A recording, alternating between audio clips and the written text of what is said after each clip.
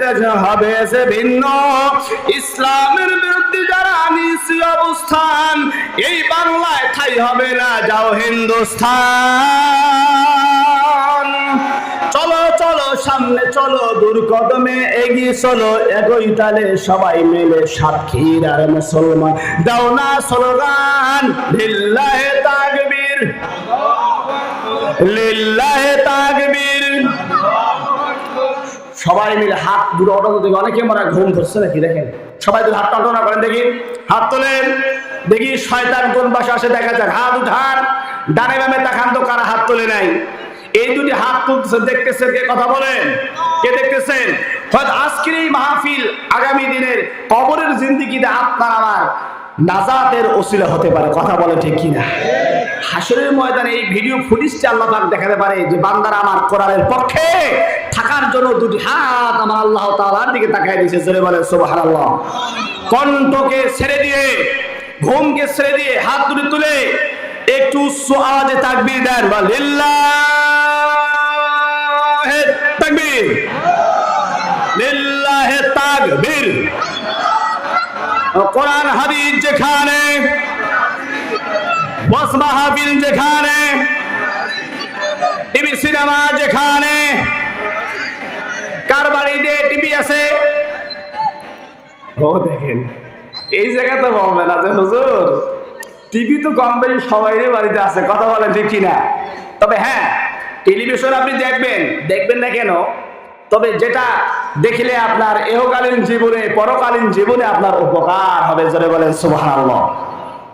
ভালো জিনিস আপনি দেখবেন, তবে এমন কিছু জিনিস দেখানো যাবে না যে যেগুলো দেখলেই বাপে বেটায় ঝগড়া হয়, মায়ে বেটায় ঝগড়া হয়, মায়ে বেটি ঝগড়া হয়ে যায়, ভাই ভাই দ্বন্দ্ব হয়ে যায়, তারপরে নিজের বউ অন্যের সঙ্গে পালিয়ে যায়। এরকম কিছু ভিডিও তথ্য ফুটেজ বিভিন্ন চ্যানেলগুলোতে আসে। কথা বলে ভাই কিনা?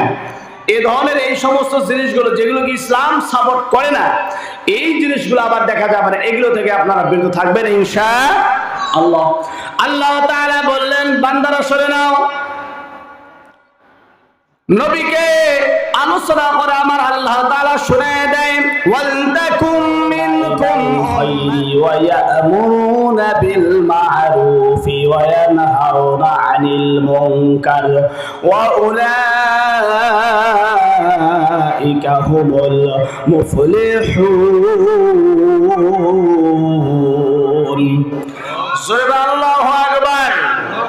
আল্লাহ তাআলা জানায় দেয়, ও নবীজি, আপনার উম্মতের মধ্য থেকে এমন একটা দল থাকা দরকার, এমন একটি দলের লোকজন থাকা দরকার, তাদের কাজ হলো মানুষদেরকে ভালো কাজের আদেশ দিবে আর অসৎ কাজে মানুষদেরকে বাধা প্রদান করবে।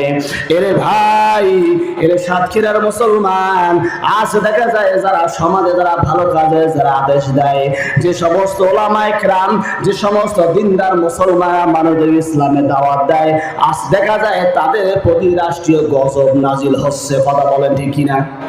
ওলামায়ে কেরামরা কোরআনের পক্ষে কথা বলে, আজ পর্যন্ত আমার জানা মতে বড় ওলামায়ে কেরাম সুদ খাওয়ার কথা বলে নাই, ঘুষ খাওয়ার কথা বলে নাই, জিনা করার কথা বলে নাই।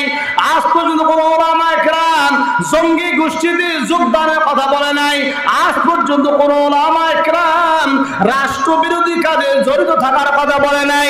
অথচ ওলামায়ে কেরামরা বলে, ও সমাজের মানুষরা সুদ খাওয়া, ঘুষ খাওয়া, জিনা করা, জঙ্গিবাদী কর্মকাণ্ড সন্ত্রাসী ছেড়ে দাও, তওবা করে না, আল্লাহর জমিন ইসলাম কায়েমের জন্য ঝাঁপিয়ে পড়ো। অথচ দেখা যায় কোরআনের দাওয়াত দিতে গেলে আজকে ওলামায়ে কেরামরা মামলা ঝামলা করে জেলখানায় বছরের পর বন্ধ হয়ে থাকে। আর সমাজের মুসলমানরা ইসলামের পক্ষে, ইসলামের জন্য মানুষদেরকে আহ্বান করলে তাদের বিরুদ্ধে মামলা ঝামলা দিয়ে তাদেরকে বাড়ি থেকে তাড়ানো হয়, বাড়িতে থাকতে পারে না, ঘুমাতে পারে না। দুঃখ লাগে আজ মুসলমানদেরকে এক শ্রেণীর মুসলমানরা অধঃপতনের দিকে নিয়ে যাচ্ছে। কথা বলেন ঠিক কিনা? এই জন্য আল্লাহ তাআলা বললেন, ওয়ামান আহসানু কাওলাম মিম্মান দাআ ইলাল্লাহ ওয়া আমিলা সালিহান ওয়া ক্বালা ইন্নানি মিনাল মুসলিমিন। আল্লাহ তাআলা জানায় দেয়, ও পৃথিবীর মানুষ মানুষেরা, ও নবীজি গোটা পৃথিবীর মানুষদেরকে আপনি বলে দিন ওই বান্দার কণ্ঠ, ওই বান্দার কথা সবচেয়ে আমার কাছে প্রিয়। ওমান আহসানু কাওলাম মিম্মান দাআ ইলাল্লাহ, যে ব্যক্তি মানুষদেরকে আল্লাহর পথে ডাক দেয়, জোরে বল সুবহানাল্লাহ। কার পথে ডাক দেয়? আপনি বাংলাদেশের আওয়ামী লীগের সদস্য হতে পারেন, জামাত ইসলাম, জাতীয় পার্টি, চরমনায় জাসদ বাসদ ঘাসদ যত দল আছে, যে কোনো দলের আপনি কর্মী নেতা হতে পারেন। আল্লাহ তাআলা বললেন দাআ ইলাল্লাহ, যে ব্যক্তি আল্লাহর পথে মানুষদেরকে ডাক দেয়। ও ভাইরা, ও মায়েরা, ও মুসলমান বন্ধু বান্ধবরা, শুনে নাও, কোরআনের পক্ষে আসো, নামাজ পড়ো, সুদ খাওয়া ছেড়ে দাও, ঘুষ খাওয়া ছেড়ে দাও, আল্লাহর জন্য ইসলাম কায়েমের জন্য তোমার লেগে থাকো, সত্যর পথে চলো, মিথ্যা ছেড়ে দাও, সকল প্রকার অশ্লীল বেয়াপনা কাজ কর্ম ছেড়ে দাও, একমাত্র আল্লাহ রাসূলের আদর্শ গ্রহণ করো, ইসলাম অনুযায়ী তোমার জীবন যাপন করো। আল্লাহ তাআলা বললেন যারা এই কথাগুলো বলে মানুষদেরকে ডাক দিবে আল্লাহর পথে, আল্লাহ পাক বললেন তাদের এই কথা, তার এই কণ্ঠ সবচেয়ে আমার কাছে প্রিয়। দাআ ইলাল্লাহ ওয়া আমিলা সালিহাও, তারা মানুষদেরকে ডাক দেওয়ার পর নিজে সে ভালো কাজ করে, নিজে সে ইসলাম মোতাবেক জীবন যাপন করে। ওয়া আমিলা সালিহাও ওয়া ক্বালা ইন্নানি মিনাল মুসলিমিন, এবং মানুষদের সামনে এসে বলে আমি হলাম একজন মুসলমান। জোরে বলেন সুবহানাল্লাহ, আরো জোরে বলেন সুবহানাল্লাহ। ভাইরা আমার যিনি বলছিলাম, এরপরে আবু জেহেল, উতবা, সাইবা, আবু সুফিয়ানরা, ওরা চারজন কোথায় গেল কোরআন শুনতে? কথা বলেন, এই চারজন নেতা কোথায় গেছে কোরআন শুনতে? বিশ্ব নবীজির বাড়ি, বিশ্ব নবীজি ঘরের মধ্যে মধুর সুরে কোরআনুল কারীম তেলাওয়াত করতেছেন। এদিকে আবু জেহেল এক কর্নারে দাঁড়িয়ে, উতবা এক কর্নারে, সাইবা এক কর্নারে, আবু সুফিয়ান এক কর্নারে, এরপরে দাঁড়িয়ে মধুর সুরে কোরআনুল কারীম তেলাওয়াত শুনতেছে। আবু জেহেলের মনের ধারণা আর কিছুক্ষণ পর তো সকাল হয়ে যাবে, ফজরের আযান হয়ে যাবে, মুহাম্মদ বাড়ি থেকে বাইর হবে, মুহাম্মদ নামাজ পড়ার জন্য, ইবাদতের জন্য বাইর হয়ে যাবে। এবার দিনের আলো কিছুক্ষণের মধ্যে ফুটে আসবে, আর সমাজের মানুষেরা যদি আমাদেরকে দেখে আমরা মুহাম্মদের বাড়ির কর্নারে দাঁড়িয়ে মুহাম্মদের আমরা ধর্মের তেলাওয়াত শুনতেছি, তাহলে এই মক্কার এই জমিনের লোকেরা আমাদেরকে আর নেতা হিসেবে মানবে? ভাইয়েরা আমার, আবু জেহেল এবং বাকি তিনজনের মনে একই ধারণা। এবার ভোর হয়ে যাবে, কিছুক্ষণের মধ্যে সুবহে সাদেকের সময় ঘনিয়ে আসবে, আলো ফর্সা হয়ে যাবে। অতএব একটু অন্ধকার থাকতেও মুহাম্মদের বাড়ি থেকে এবার বাড়ির দিকে এবার রওনা দিয়ে দেই। ভাইয়েরা আমার, এবার আবু জেহেল এক পা দু পা করে হাঁটতে শুরু করলো, এদিকে আবু সুফিয়ানও এক পা দু পা হাঁটতে শুরু করলো, এদিকে উতবা সাইবাকে অবস্থায় এই চারজন নেতা এবার হাঁটতে কিছু দূর অগ্রসর হওয়ার পর একে অপরকে ঠিক মতো দেখতে পারে না।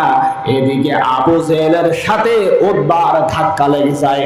উতবা বলে কে রে তুই? আবু জেহেল কয় কে রে তুই? কয় ও নেতা আপনি কেন এখানে? এবার আবু জেহেল বলে উতবা তুমি কেন এখানে? কয় আমি তো মুহাম্মাদের কণ্ঠে তেলাওয়াত শুনতে গিয়েছি, সুবহানাল্লাহ। কয় একই অবস্থা তো আমারও, মুহাম্মাদের তেলাওয়াত না শুনলে তো ঘুম আসে না, এই জন্য আমিও শুনতে গিয়েছি। কিছুক্ষণ পরে আর এদিক থেকে এবার আবু সুফিয়ান এসে অন্ধকার ধাক্কা লেগে যায়। আবু সুফিয়ান বলে কে রে তোরা? বলে আমি আবু জেহেল, আমি উতবা। কি ব্যাপার তুমি কে? কয় আমি আবু সুফিয়ান। কেন এখানে? কয় আমি মুহাম্মাদের কণ্ঠে কোরআনের তেলাওয়াত শুনতে গিয়েছি, সুবহানাল্লাহ। এদিকে আর একজন নেতা এবার সাইবার এক অবস্থা, এই চারজন নেতার ওই চক্করে এবার দেখা হয়ে যায়। এবার চারজন নেতা বলে কি ব্যাপার, আমরা তো ওয়াদা করলাম আমরা তোকে মুহাম্মাদের কণ্ঠে তেলাওয়াত শুনতে আসবো না, তাহলে আমরা কেন এসেছি? আবু জেহেল কয় রে ভাই আর বলিস না, মুহাম্মাদের কণ্ঠে যদি আমি কোরআনের তেলাওয়াত আবু জেহেল শুনতে না পাই, তাহলে রাতের বেলা আমার ঘুম আরাম হয় না, ব্যারামে কাটিয়ে যায়। আবু সুফিয়ান বলে একই অবস্থা আমার। এবার উতবা সাইবা বলে একই অবস্থা হচ্ছে আমার। ওতে আমরা যা করেছি ভুল করেছি, আর আমরা আবার ওয়াদা করতেছি আর কোনদিন মুহাম্মাদের কণ্ঠে তেলাওয়াত শুনতে আসবো না। যদি এই কথা যদি প্রকাশ হয়ে যায় তাহলে তো মক্কার লোকেরা আমাদেরকে আর নেতা বলি তারা স্বীকার তারা করবে না। একটু জিজ্ঞেস করে লা ইলাহা জোরে লা ইলাহা ইল্লাল্লাহ লা